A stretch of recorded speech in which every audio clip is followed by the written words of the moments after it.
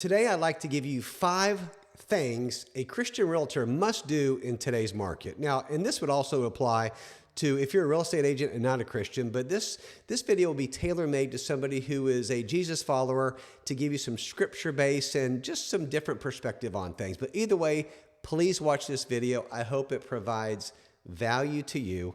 My name is Brian Stevens, and I'm with eXp Realty, Realtors of Faith. Thank you so much for hanging out with me for just a few minutes to kind of talk about the 5 things that I believe that we as real estate agents have to do in today's market. Okay, the first thing is this: acknowledge the shift that our market is facing right now, but don't panic. Okay, there's no reason to panic. Don't react to the market. Know that the market is going to be the market no matter what. But you have to improve and work hard and grind as a real estate agent, because the market is no longer red hot. When things were just going crazy a couple years ago, homes are sitting longer on the market, as you know that. Price adjustments are very normal. So we as real estate agents can't act like it's 2021. That's not happening. We can't even act like it's last year's market, right?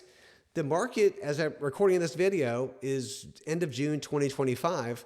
The market is the market, so we've got to stay in reality and keep our customers up to date that this is the market we're in and how to advise them. We're going to talk more about that in just a minute. So when you're working with sellers, encourage truthfulness, right? So we want to encourage them, hey, you can't overprice your home in today's market. I've been having conversations with my sellers, with new listings, with ones that have been on the market for 3 or 4 months, telling them that if you're overpriced, that's not going to fly in today's market for so many reasons. But if you're getting ready to list a home, just let them know you can't inflate that price in today's market. You've got to put your home where the market is willing to pay for your home. You can't bump it up. You know, if it's a $400,000 home, don't say, let's bump it up to 430, 440 and just see what happens. It won't work in today's market. You've literally got to be priced what the market is willing to pay. If you have a $400,000 home, price that thing at $399.9 and let the market tell you and dictate if your home is indeed worth $400,000. Because here's the thing: what is a home worth? What somebody's willing to pay for it. I had a conversation the other day with one of my sellers. She was at $425,000. We've been on the market 37 days. And I told her, I said, hey, Janice, you know, I know we thought the market would bear this 425. Both of us did. But the market is telling us otherwise. She goes, well, what do you mean? I said, well, here's the thing. We've had it out there for 37 days, and we haven't gotten a written contract for 425. She said, okay, well, what? Explain further. I said, well, here's the truth is that nobody's willing to give you $425,000 for your nice property. We've got to find the price that somebody is willing to pay for your property. So the market has rejected our price, although we thought we were good. They're not willing to pay for that. We need to find the price that they're willing to pay. So we reduced it to $399.9, and I said we need to sit on that for 2 or 3 weeks. See what the market does, continue to study the comparables in the area, and see what happens. She agreed. It was an honest, transparent conversation, which is one thing that we continue to need to have as agents in today's market. It is absolutely crucial to price your home right. I know it's cliche, but even in this market, it's more important than ever. So being truthful, having great, honest, graceful, well-documented, factual conversations with your sellers is absolutely going to help them win and you win in today's marketplace. Ecclesiastes 3:1 says this: there is a time for everything. This is a new season, and we've got to pivot in this season or we're going to get left behind. The second thing is this: we need to master the conversation about interest rates. Now, I used this terminology the other day, and there's nothing wrong with it. You know, marry the house, date the rate. But what does that mean, right? That means you want to commit to the house, right, and get the interest rate. Let me back up. What's the best time to buy a home? Today, right? Prices are not going down in most general markets. Now, I'm in Central Florida, and the people that have been overpriced in the market, they are having to reduce because they overpriced to begin with. But historically speaking, in our area even, prices are just not dropping like left and right. So you get into the home today, look at your interest rate. If it's 7%, if it drops to 6.25, 6%, February of 2026, look to refinance. Find out the refinance cost, talk to your lender, see how much that'll save you, and see if it really makes sense. So when you marry the house, you're going to build equity in that home over the long haul, but you're not stuck with that interest rate forever. So you have to understand and explain to buyers you're going for a long-term equity position in the home that you're in now. Don't wait and buy real estate and wait. My father used to use that for years, and it's so true. Buy a home, pay on it for 5 to 7 to 8 years. You're going to build equity, and over time, you're going to be very thankful that you did. So also, look at creative financing. A lot of new home buyers or new home, a lot of production homes in our area are offering rate buydowns. I mean, there's some good production builders offering 4.99 in today's market, which is amazing. We're also looking at seller credits, whether it's with new homes or with resales. Sellers are offering more credits. They're offering to pay more buyers' closing costs in this market because they have to move their home. I mean, you've got to be educated on how can we creatively finance this? And I'm sure you've got a good lender like I do, and they're talking about 2-1 buydowns, which is when they buy the interest rate down for 1 or 2 years, gives them a chance to get into the property, and then it would adjust to the current interest rates of that time. 2-1 buydowns are a great idea. So explain interest rates. Even more importantly, have them have a educated session with your local lender, and they will tell them about all the different options that are out there in today's market. But know this, man, find a home that you really like, get into it, knowing that you're going to stay there on an average of maybe 7 years, like what the market has been historically. If you're planning on getting into a home in a year or two and moving, man, you may want to consider renting. Because when you go to sell, like I've got a family that's doing that now in North Lakeland, you go to sell within a year or two, you're probably bringing money to closing, or you will be fortunate just to break even. Because this is not the market to try to flip a home unless you're a wholesaler, investor. That's a whole nother conversation and another video. The third thing is this. Be the local market expert, not just some door opener that just says, I'm going to open the door, show you the home, but we really have to know our numbers now more than ever. Know your inventory, know the absorption rates, know price reductions, average days in the market. This is really, really important to study your data as a real estate agent and know what your list to sell property or price is. Know that homes in this price range are averaging this amount of days on the market.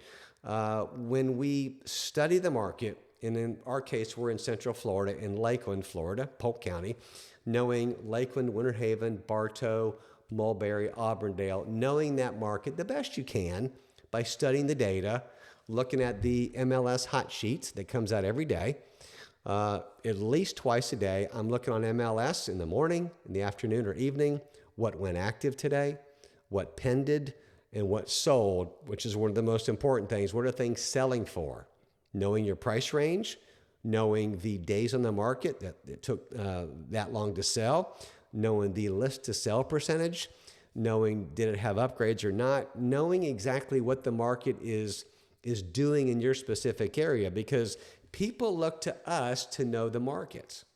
They're depending on us. They can Zillow and Realtor and Redfin, and they can go online and search and get an idea, but really it's a lot different when you talk to an agent.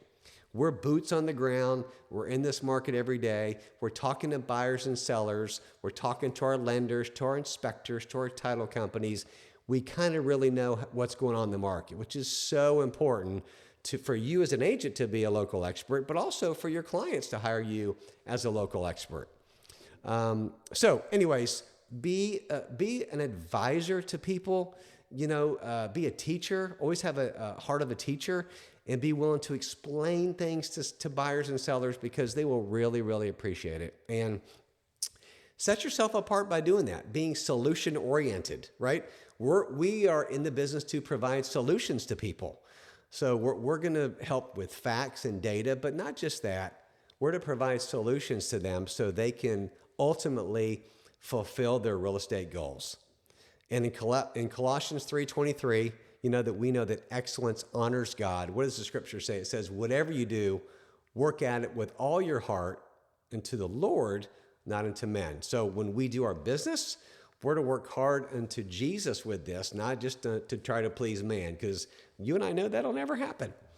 So number 4 is this: be consistent with our prospecting and our marketing. I can't say enough. I think I made a couple other videos on this, but it's so true. I'm reminding myself daily, we've got to be consistent because leads are not just falling out of the sky right now, right? It doesn't matter who you are. Leads are just not coming left and right, and we're not getting bombarded in most markets. So what do you have to do? We have to plant seeds daily by doing what?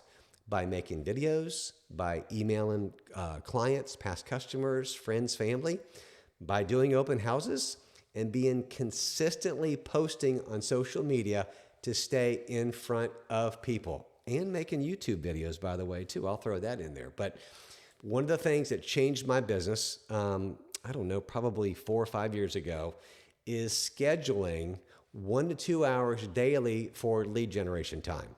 So this is honestly where most agents are going to grow in their business, or they're going to fade in this market. And this is a forever thing, by the way.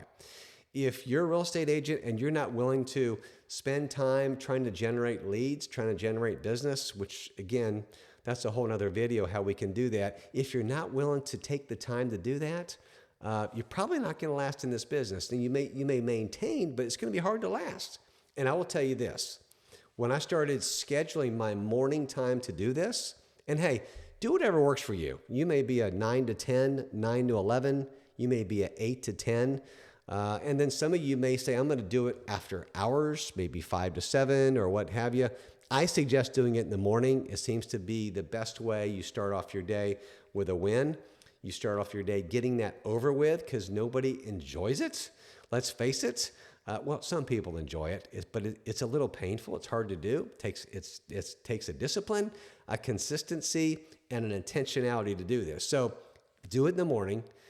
It'll set your day up for success. And I'm telling you, it is an absolute game changer. Would love to have a conversation with you more about that if you need some help. So the scripture that comes to mind with this is Galatians 6:9. And this is ideal for this. Let us not grow weary in doing good, for at the proper time we will reap a harvest of righteousness. Don't get weary in doing the daily disciplines, posting the videos, making your calls, setting your appointments, going to closings, which is always fun, but doing the basic things. Because here's the thing that my coach taught me some years ago. He says this, and I'll just use this for example. So it is the end of June right now. If I'm slacking in my lead generation, end of June, that's going to more than likely affect me July, August, September, 2 to 3 to 4 months out. That's when I'm going to feel it. I can tell you from experience, this is how it works. We are planting seeds for future business. If you're not planting seeds right now, if you're not planting corn seeds, how do you expect to get corn in 3 or 4 months when the harvest comes? If you're not planting seeds right now by trying to touch base with people, how do you think they're going to know about you down the road? So if you're not planting the seeds now, there's going to be nothing you're going to harvest down the road. It's an absolute game changer when you do this. And then the 5th thing is this: lead with faith, not fear. Lead with faith in Jesus, not fear. This market right now is weeding out people who are not committed to the process and working unto the Lord and doing the right things day in and day out.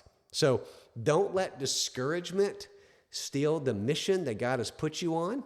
We want to ask the Lord for guidance, for boldness, for provision, for favor in this market. But you can't just sit back and try to lead with faith. You've got to do something, right? Jesus is not going to pick up your cell phone and make calls for you, right? He'll give you the faith. He'll give you He'll give you the boldness to do that, but he's not just going to go ahead and just pick it up. You got to pick up the phone, step out in faith and make those calls, shoot those text messages over, email those clients, whatever that looks like. We've got to put what? Feet to our faith, right? You've heard that so many times in your church. Your pastor said that, I'm sure. But so ask God for boldness, for wisdom, for discernment in this market, and he will give it to you. And remember this, and this is so important. Remember, your calling is not just real estate. You are placed here to serve, to lead, to shine in front of the people that God puts you in front of. Man, that is such a cool thing when he does that. You're going to be with buyers and sellers, home inspectors, lenders, other realtors, you name it. You're going to be in front of them and going, wow, this is a God meeting. Man, I got to share my faith with them. I got to witness to them. I got to invite them to my church. I got to encourage them. I got to pray with them. Man, when God puts you in front of these people that he's going to do that, it is amazing. I've got story after story on how God has allowed me to be in front of people and help them, pray with them on their most important thing they're probably going to buy or sell, asset in their life, and be with them in the moment. It's really, really cool. So lead with faith, not fear. The scripture to go with that is Joshua 1:9. Be strong and courageous. Don't be afraid, for the Lord your God is with you wherever you go.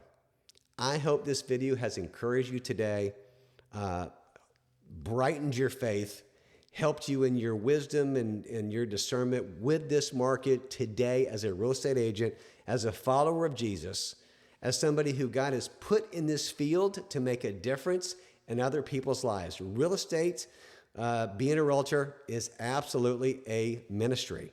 Allow God to speak to you and know that he's put you here for such a time as this.